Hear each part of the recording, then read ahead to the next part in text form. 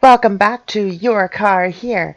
This time we're taking a look at 4 vehicles provided by LykanZWolf, and I wasn't provided any details, so we don't know the power or weight of these vehicles. If you guys provide that information, it makes it a lot easier to talk about your vehicle in a better, detail. But with that, also, if you've sent me your vehicles and you don't see them in this episode, that's because, I'm trying to get through each one. I've got a few. You might be the next episode. You might be the episode after. Anyway, with that, we have LykanZWolf, who's provided 4 vehicles. And here they are. So, initial looks, we've got a Ute. I do like Utes. This one's kind of cute. I like the fact that it almost makes me think of like a Honda Del Sol or like a Toyota MR2, just by like the front end. Except it has a track bed. Kind of better. Makes them actually useful vehicles. This one looks to be an old kind of muscly looking car. It's got some pretty high ride height. I'm sure that's going to be good. That means I can do some like off-roading. Whoa, reinforce the trunk lid and everything. And the hood. Okay, this car might be more of an off-roader. I'll have to get a good feel out for that. And then we've got this thing, which is a pretty nice looking SUV type thing, or crossover. Not really sure. It's a 2-door, so I guess you're not getting your family in it. But it's pretty large, and it doesn't look too like extraordinary. That's the word. It's not bad though. Looks good. The back is very clean. And then this, which kind of just looks like a basic family car. So each of these vehicles' names are the, shoot, where'd it go? The Ute is called the Paradox. The muscle off-road car, still not sure about that yet, it's called the Sanchez. The crossover with 2 doors is called the Shimizu. Those letters. And then the wagon is called the Zekma. There's more letters and stuff to them, but I'm omitting them for the sake of being able to refer to them simply. But yeah, so as a standard, let's take these cars and see how fast they can go in a straight line first. So we've got the Paradox. Sounds good. I definitely like the way it sounds. Let's get that in there first. And roll out. Bring up the HUD so we can actually see what's going on. We don't need this traction control. And let's go.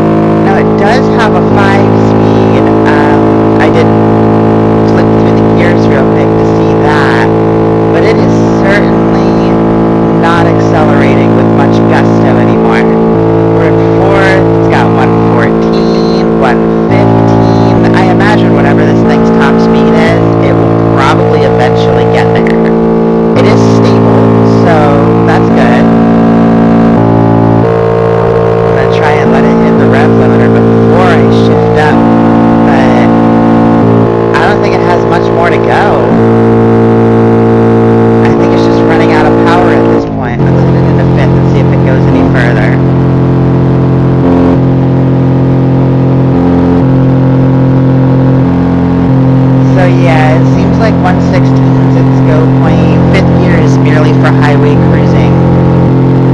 Not bad. Do like that. Let's do some 116 to 0 braking.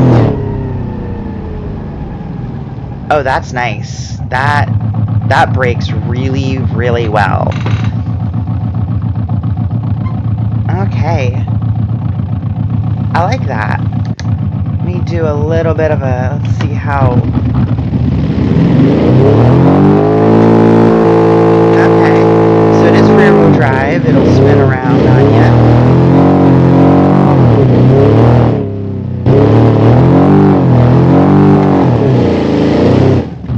Okay. It's a good idea of how that car is built. Let's see about this one. Okay, I'm seeing millions of diff locks, which tells me it's probably off-road. It's certainly loud as well, and it's got a tow hitch, so I'm guessing it's more of an off-road car. Alright, let's get it up onto the strip, and it's loud. I like that.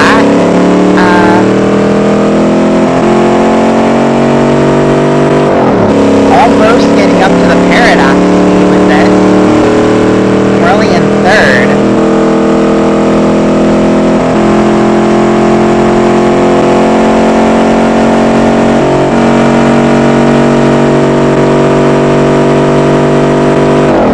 It's got a lot of speed to give.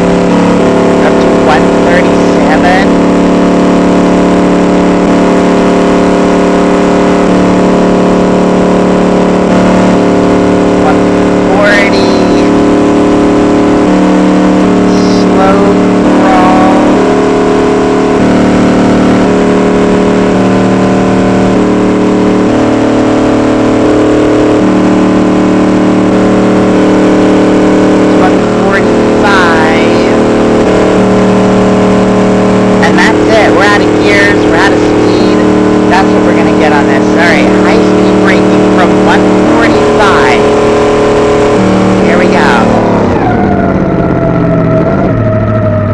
ABS in this, so we have to be a little bit better on the brakes, but it is stable. It went straight. That's nice. It means these brakes are very well balanced. I'm guessing, well, it's not showing up with the 4x4, so straight all-wheel drive. I'm thinking so. Okay, well the other reason I can come here is I can also bring a vehicle up this way.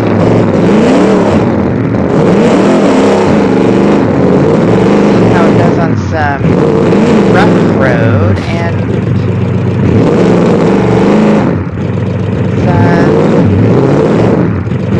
yeah, I'm definitely thinking this is designed more as an off-road vehicle over just being a muscle car.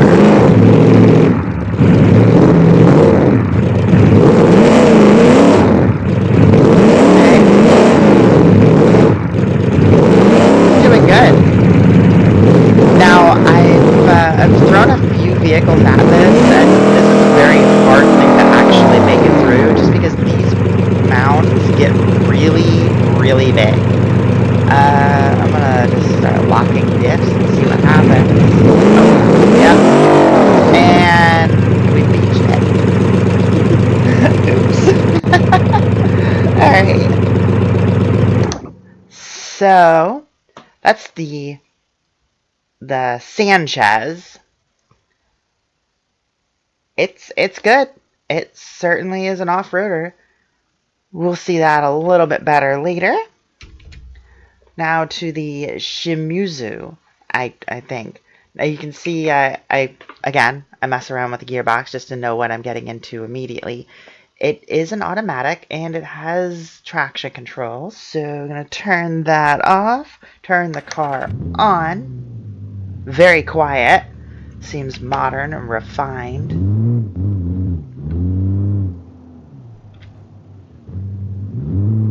And let's see what it can do.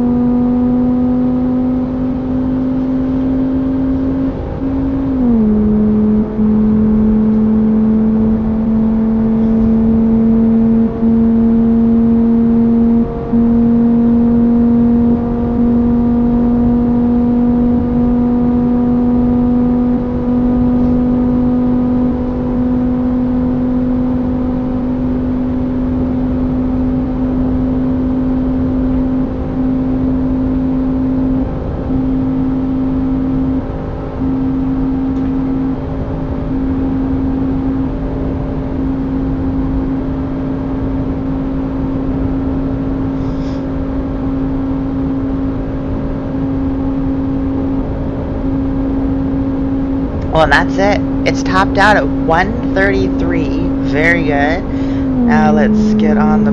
Oh, no, it has another gear to give. Is it going to get any further, though? Or is that just highway speed? Nope, that's it. That's all it's going to give. 133. Oh, okay, well, it looks like it might creep higher, but we're just going to call it there. And high-speed braking. Oh, it pulls. Oh, yes. Not bad. Not horrible pull, but it's a pull. Not bad, though. Not bad. Okay, let's see how it drives real quick around the turn. Oh. Okay. Well, if I were a better drifter, this might actually be good for that. Even though it's an automatic, a manual version of this would probably be really fun. I could see a sport version of this being a whole lot of fun. Just look how easy that is.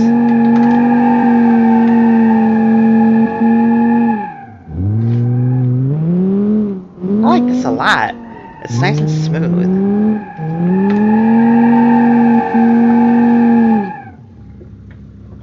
Okay.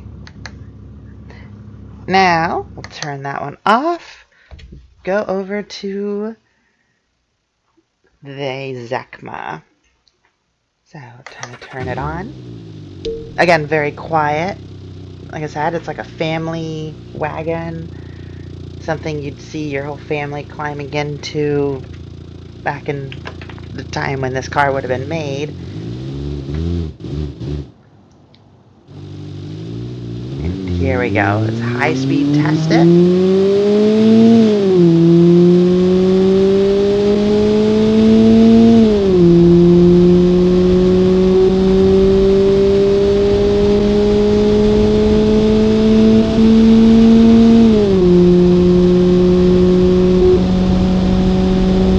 It accelerates well, and it definitely looks pretty good for what it is. Oh goodness, maybe I should focus on the road, not focus on the car. Oh.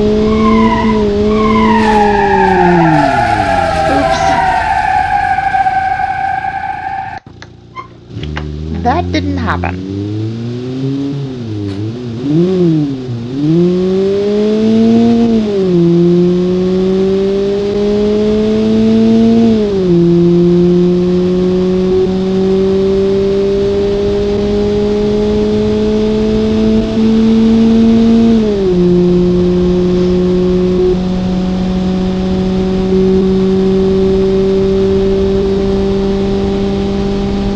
So again, its acceleration is pretty good. It does get up to 115 pretty easy.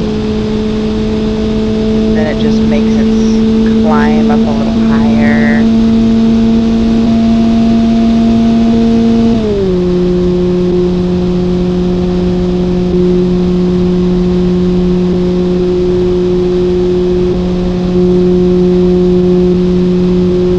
And that sounds like it's at its limit right there. 129, 130. High speed braking, of course.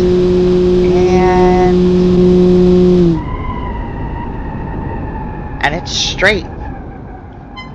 Oh, until it gets too slow. What just got lost? It looks like a... Oh, it's the license plate. Ah, we don't need it. It's okay.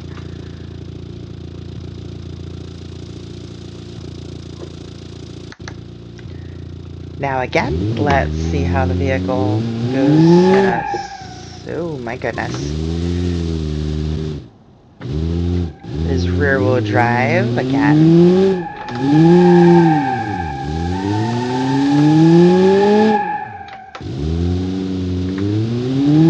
About like what you would expect a rear-wheel drive wagon. it'll burn in circles. Unlike the other one, though, this one's definitely not as refined on its ability to slide, though I imagine a sport version would be amazing as well. I could definitely see all of, like, the tuner groups getting a hold of this car and doing really silly things with it just because. Also, I didn't intentionally get it pretty much perfectly parked in its spot again. But with that, let's take these cars around a course befitting each of them. Now, okay, so here we are on the East Coast Street Stage course. I figure since, you know, some of these vehicles are designed for casual usage, why not have them drive in a setting that you would normally see them in a town? But we are, of course, trying to have some fun and race these cars, so a race course through the town sounds like the best idea. And we're going to start off with the Paradox, since it's kind of a bit more of a truck, but it's not built super as a truck. It's built as a ute, and a ute is very much just a, you know, a casual car with a truck bed instead of a trunk. So, let's take the Paradox around and see how it does. And we don't need traction control. Nice little burnout.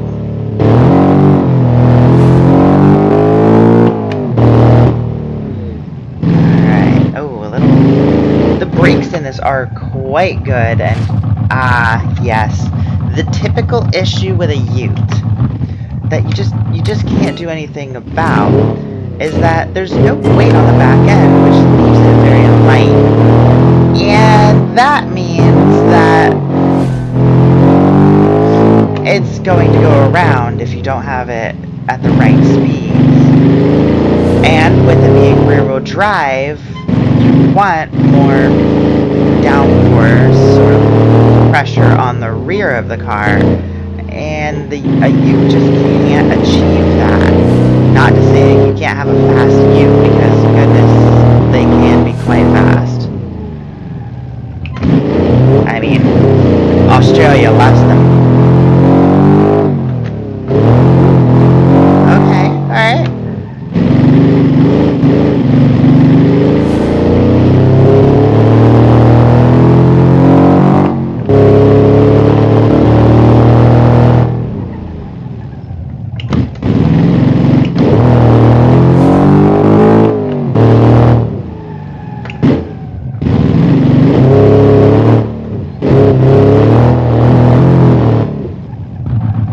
I'm gonna actually stop right there, give it another run.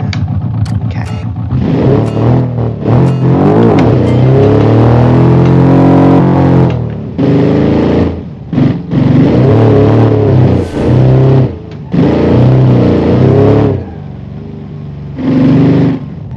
Oh, goodness. Okay, come on.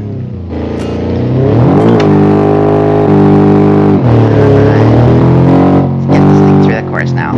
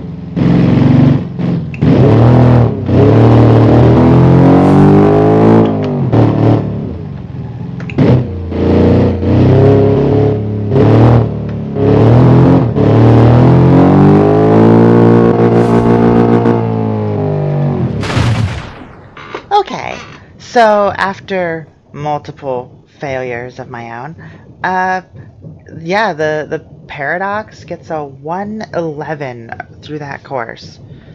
It's not bad. I have actually run the ZECMA one time through due to some recording issues, but no worries, it's going to get a fresh run.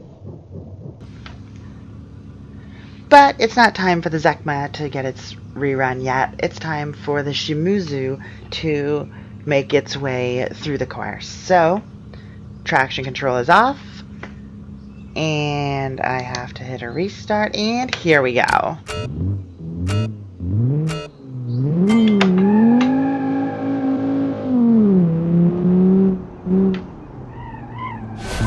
Okay, so it definitely feels large when you're taking it through a very tight course like this. Oh goodness. And that's broken. Okay.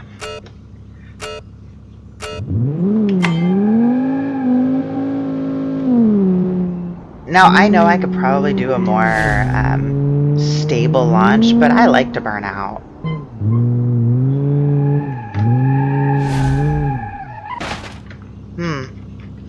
Okay, perhaps the semi-slidey control drift nature of this vehicle is hindering it in the corners a little bit.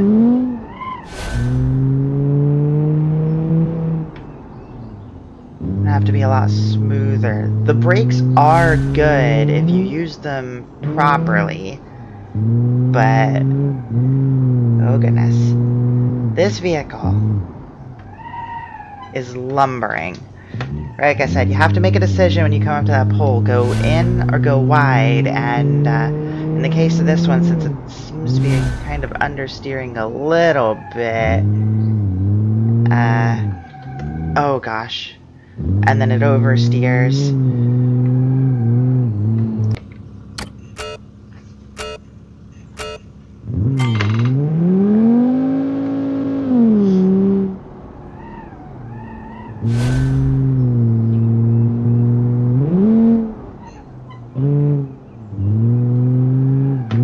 Come on. Okay. So, after trying to get this thing through the course a few times, I've determined... Ow. Sorry.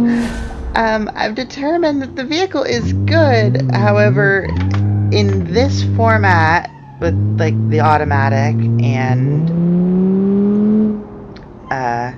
everything, it just has some issues that could be tweaked out. I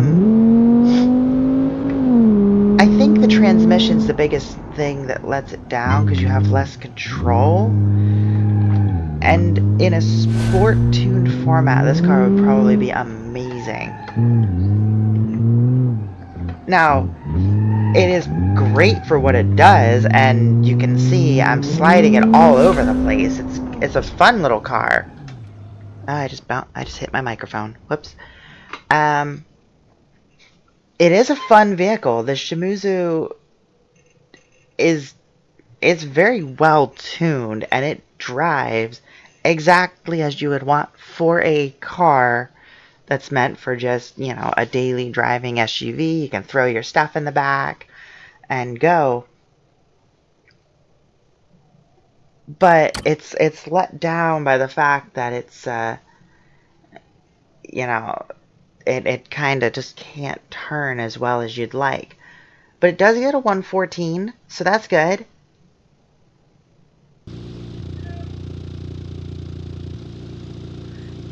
Okay, so here we are with the ZECMA. Now, it has had a run before, but no worries, it's going to get a better shake this time, hopefully.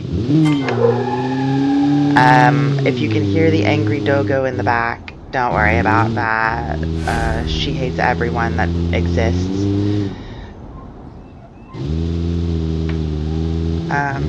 Now, unlike the Shimizu, which kind of felt like a boat on these streets. The Zekma actually feels like you can kind of drive it a little better. But I will say the Shimizu was actually was stable, like sliding. You could kind of control it a little bit better. This, when it starts to slide, you have to be okay with that, because this car, it will step, and it requires precise throttle control to keep it under control, whereas the Shimizu, you could just kind of floor it, and as long as you didn't like overturn, you could slide it relatively well. And here we are across the line, taking out a hay bale, and like I said, it would get a fair shake this time around. And unlike the first time where it was a 115, mostly just getting a feel for the course, it gets a 114.0, so half a second faster than the Shimizu boat. I really like the Shimizu. I think a sport version of that would be amazingly fun. But overall, love these vehicles. Now it's time to take the Sanchez somewhere. Okay, so here we are. We've got the Sanchez. We are on an off-road trial, and this should hopefully give us a good test of this vehicle's capabilities.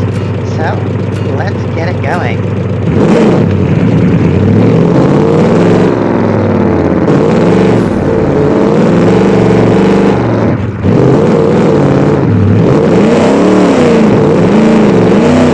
Already, I like this course because it's got some uphill on the dirt, and it's looking good. Oh goodness. Suspension, though, is pretty good, and it handled that rather rude hit well.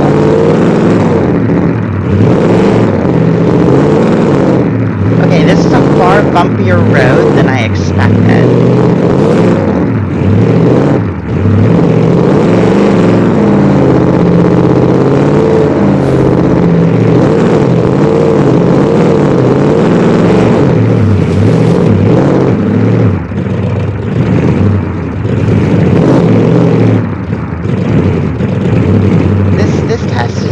So much about who's the fastest as much as is it capable, and so far it certainly is capable.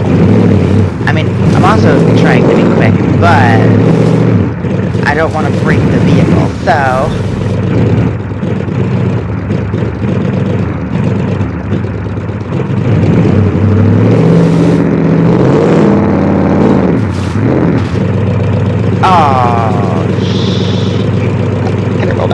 roll back over. It's all good. I'll allow it. It's my rules.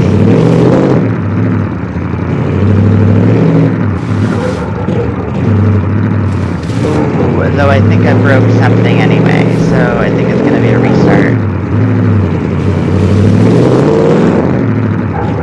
Yeah, it's pulling to the left. Oh gosh. It almost died.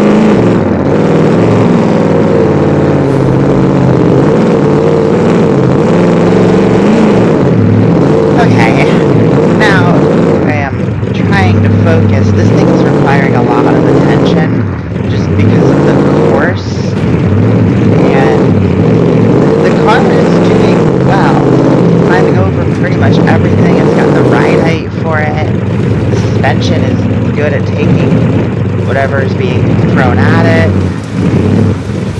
And the vehicle does have a good amount of power, so it's dealing with everything quite well. Trying to stay away from these rocks on the outside, though.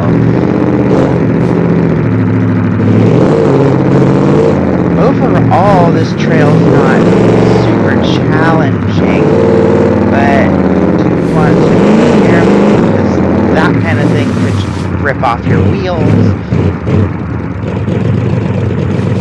Oh gosh. Okay, come on. Keep it under control.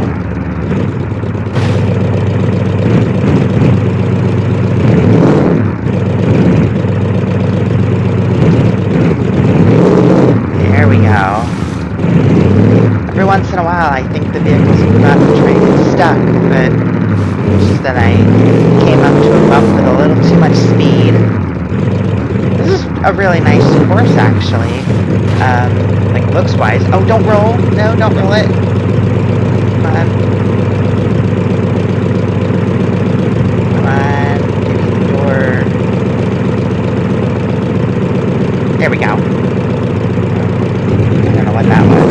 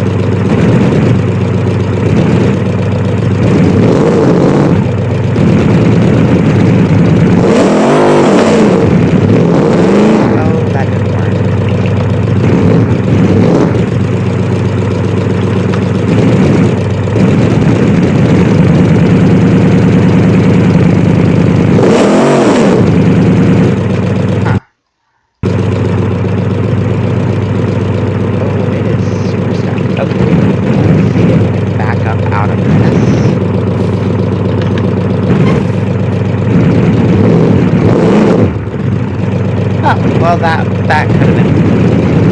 I could have made that so much easier.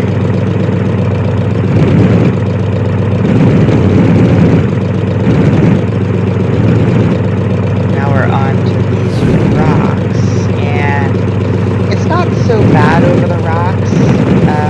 Perhaps it's not quite suited for the rock crawling that might be required for this course.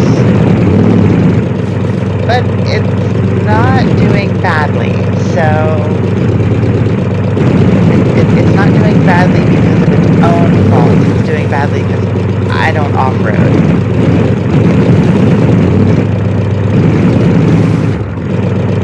At least I don't off-road in BeamNG very often because it's just not as many places as there is to off-road. I typically end up just doing weird things with cars.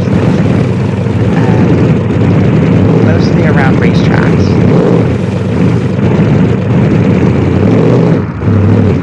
But that's okay. Off-roading's cool too. And this car is doing it well. Alright, come on.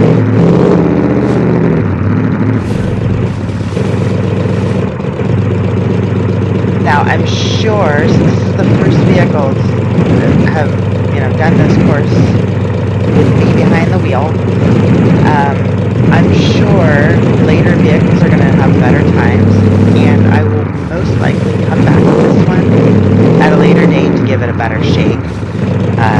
At this point, I'm just kind of wanting to complete it because, this is definitely different for me.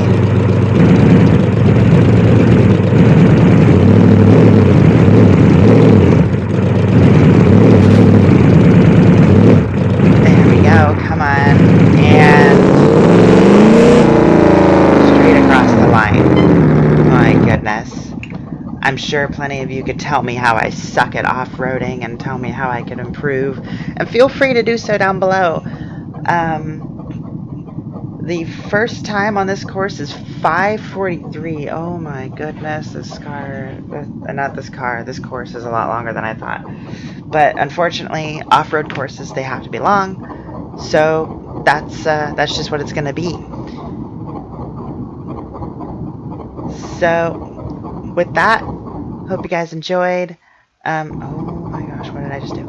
Okay, hope you guys enjoyed. And if you've got cars you want to send to me, send it to me in the email, LillyJayGames@gmail.com. I'll have that posted down below. And I'll see you guys next time.